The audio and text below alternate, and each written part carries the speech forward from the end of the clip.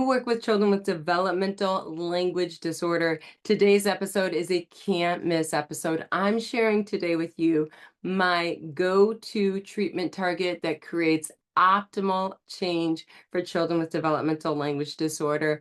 This is something that if you were to pick one goal that you would want to have, this would definitely be it. I can't wait to share it with you today. I'm going to show you how you're going to work this goal into your objectives and how you're going to get there in a year. This is a high goal because challenge creates change. I think it's very important as a speech pathologist that you don't focus your efforts on asking if a child can do something. Instead, focus your efforts on how can a child do something. And we're going to get right into the treatment target that is going to give you the most gains if you are working with preschoolers with developmental language disorder, and that is to answer how questions. So Simon Sinek would always say, ask why, know your why. I think it's more important to know your how. And the research indicates that children being able to answer a how question and describe a multiple step process is very important for their language gains as well as their literacy gains.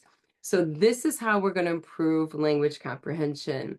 The business as usual approach in speech language pathology, in which we discreetly work on who, what, where, yes, no, when, why, how, and then how comes at the very end, is simply not working.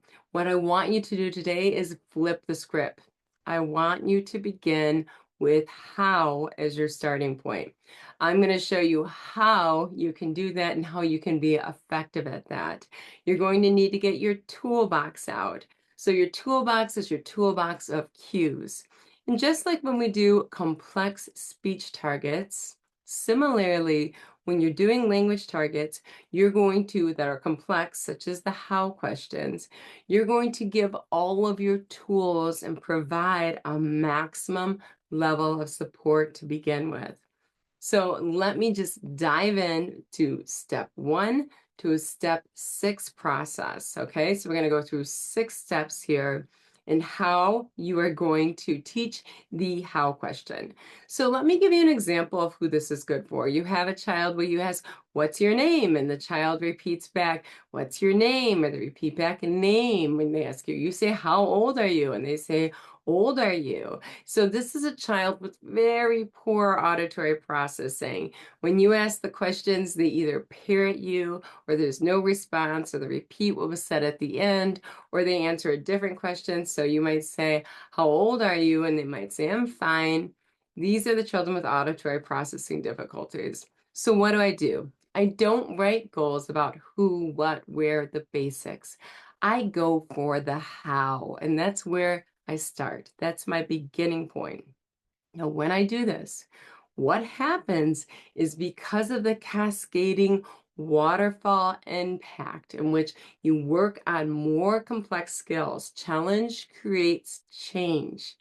The higher the treatment target, the higher the gains. So what I'm working on here is I'm working on the how questions.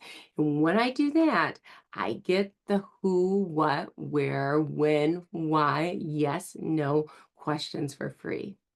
The way these questions develop is in the simple to more complex form.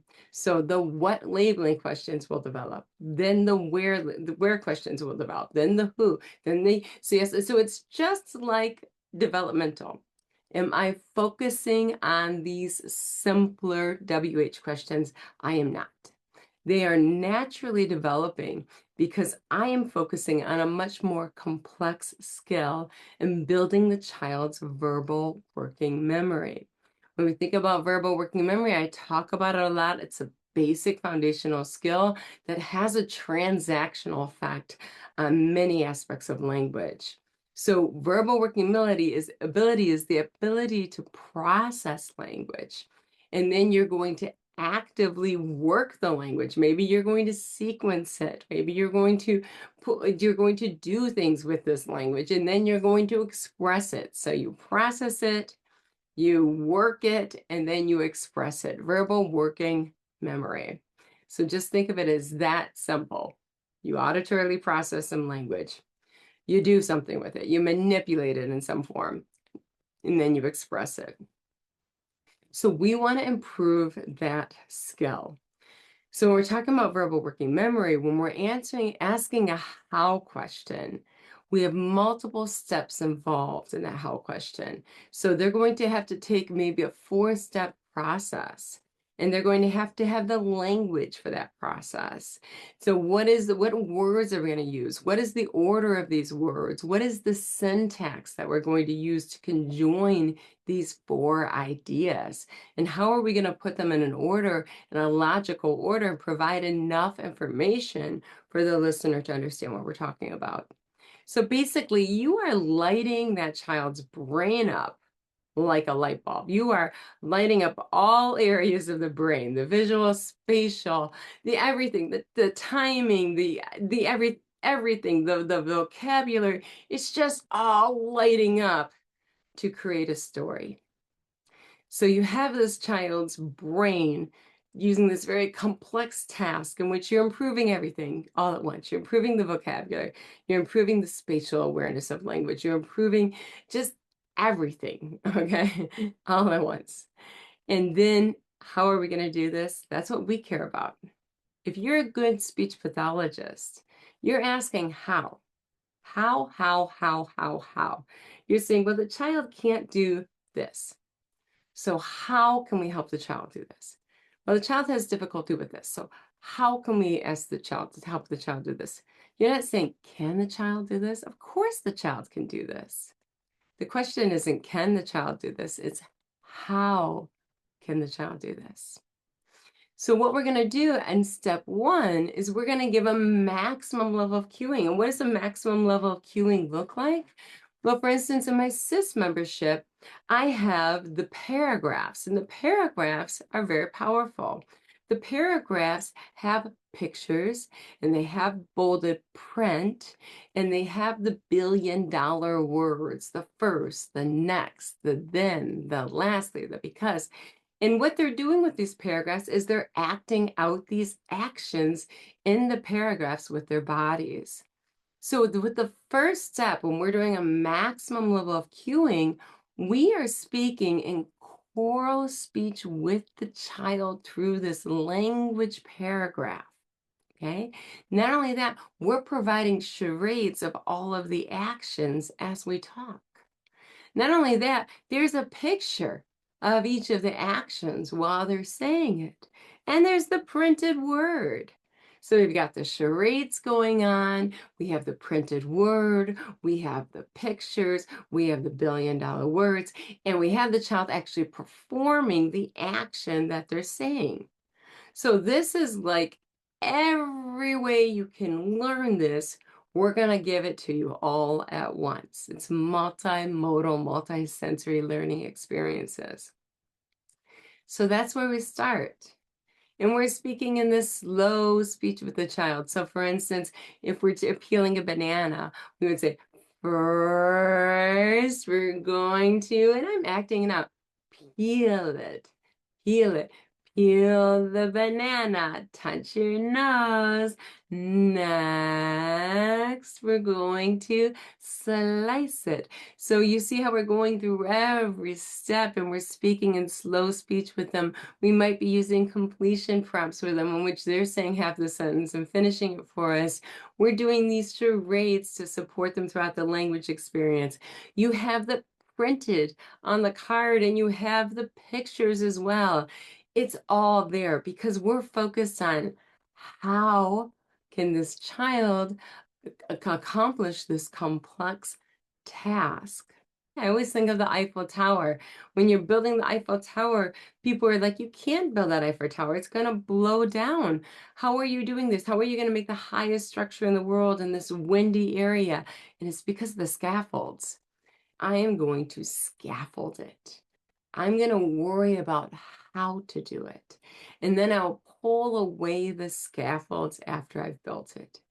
We are providing a maximum level of scaffolds in the beginning. And then we're going to pull those scaffolds away. Slowly but surely always making sure we have an 80% accuracy rate. We don't drop the baby. We're going to slowly fade out the prompts. Now, the very first prompt we're going to fade out is going to be the auditory, wherever we can. So now we're talking about that banana and how we're going to eat a banana. I'm going to just go in front and put my finger on my lips for the first time with a pointed finger. And they're going to say first, oh, you're the teacher now. I'm not even talking. And I'm going to act out peeling the banana. And they're going to say, peel the banana. And you're the teacher now. And I'm the student. And that's an internal locus of control. That's them taking agency of their learning experience. The most important thing is to get rid of the verbal prompt as soon as possible and as often as possible, because they're the hardest to fade. So what we're going to do is, number one, maximum level of cueing. Step two, we're always going to keep them at an 80% accuracy rate. So at all times, it means it's dynamic. If the child's losing interest in the activity, you're going to go ahead and smother on more prompts at that moment so that the child's not just making mistakes and habituating errored language. Okay, you're going to just give them a little more support. They're losing interest. Okay, the child's all in. They're independent, no support right now. It's a dance. It's an ongoing dynamic dance. The third one we're going to do is we're going to fade the verbal out as soon as possible. We talked about how you're going to stop talking as soon as you can and as much as you can. Because when you do, the child becomes the teacher. There's an internal locus of control. And we know from the research, children with developmental language disorders really lack that internal locus of control. And it tends to persist all the way through adulthood when it comes to their jobs, when it comes to their marriages, when it comes to parenting. The most important thing, if you want to change a child's life, is to instill an internal locus of control. Let's go to step 4. For step 4, we want to continue with the visual, the print, and the gestures when we remove the speech. So we don't want to drop the baby. We don't want to take all the scaffolds out and have the tower fall. What we want to do is slowly remove the speech. And then after that, maybe the next thing we can do is remove the print. So the child doesn't have to read the words from a card anymore. Now the child is looking at you, and the child is looking at your gestures, and the child's looking at your charades, and they're doing their own word retrieval. But you're still giving them that support. And by giving them the gestures, they're giving them that help with the word retrieval and the ideation of what's coming next. They're not on their own just yet. You're continuing those non-speech prompts. But maybe you're getting rid of the print now. That tends to be one of the first things to go. Is it's like, okay, I'm not talking anymore, and now you're not reading anymore. The ideas are coming up in your mind, and I'm helping you using my gestures and my cues. Let's look at number 5. The next thing we're going to do is we're going to use that same target to develop automaticity. So I have in my SIS membership a paragraph we use for the movement activities. So if I'm reading the book, The Little Red Hen, in my SIS membership, if I'm doing the song, Row, Row, Row Your Boat, and we're seeing all the animals as we go down the stream or the Nile, I am going to be using the same paragraph as to how we get through the movement activity. It's the exact same. They're gonna pick first, they're gonna pick a sticker, and next they're gonna cross a bridge. They're going to use the same paragraph. And the reason for that is I want to develop automaticity. I want the child to be saying 5 ideas and putting them in order and using first, next, then, lastly, because automatically. It's automatic. And when that's automatic, that skill, then you're able to insert new words and new ideas into that. I think of it as a ladder. This is a very cognitive theory type of learning language, but it all helps. It's that you have these scaffolds, you have these ladders, these steps on the ladders and these rungs, and they're already there. And you can just slide your ideas into these rungs so that you're able to tell stories in an organized fashion with a beginning and a middle and an end, and using those billion-dollar word conjunctions that tie our ideas together in a logical manner. after they have it automatic. And you're not even helping them. Like you're sitting here, you've got your hands together, you're telling the story all by yourself. They've got it. It's automatic. What we can do is then we can start using novel language. Then we can start using the language more flexibly and generatively. They have the structure automatic. They're able to take 4 or 5 pieces of information and they're able to sequence it and put it in order and express it. And what that is called, my friends, is a strong verbal working memory. They're able now to use that skill in a way with novel words and phrases and novel activities. They have that memorized that we do with all of our activities, whether any of the classic books or any of the songs. Then they're able to change things and say, first you pick a sticker, and then next, maybe jump on the trampoline, and then stick it on the wall. And lastly, draw a circle on the checklist. So they're able to take things and mix it up and add new verbs and new nouns and new actions because it's automatic now how to organize their ideas. And then as you develop and as you make progress, it becomes less and less structured and it becomes less and less memorized and it becomes more generative.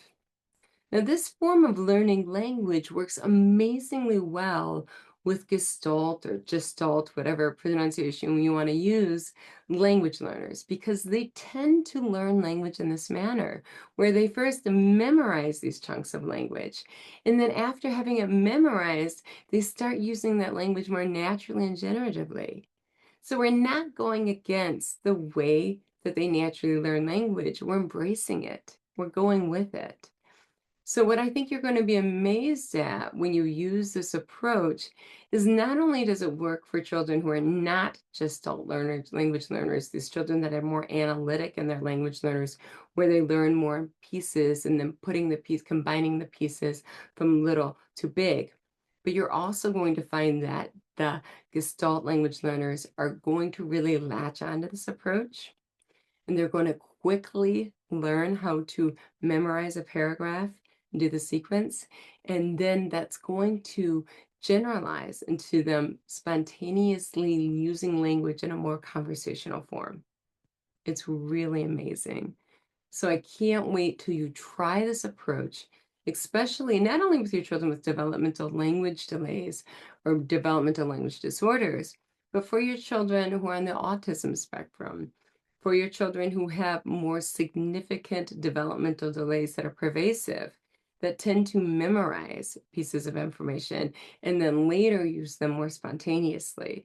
You are going to be amazed at what happens when you give them the good stuff, when you give them the top shelf, when you give them the how questions instead of working on the simple, discrete skills. You're going to be amazed at how they take off with this. So I want you to take all of this information and do what you do best, just roll up your sleeves and make the world a better place, one child at a time. You are always going to be first. I hope to see you at the SIS drawing board. If you join for a month, then you can get the treatment targets when you join. And then if you don't like it, you can leave. But if you like it, you can decide that you want to go for a yearly membership or you want to go for more months. But I think you're going to love it. It's been an absolute game changer for me and for my kiddos. And it's going to not only create a lot of change, it's also going to create a lot of joyful learning experiences. So thank you so much for being at the drawing board with me.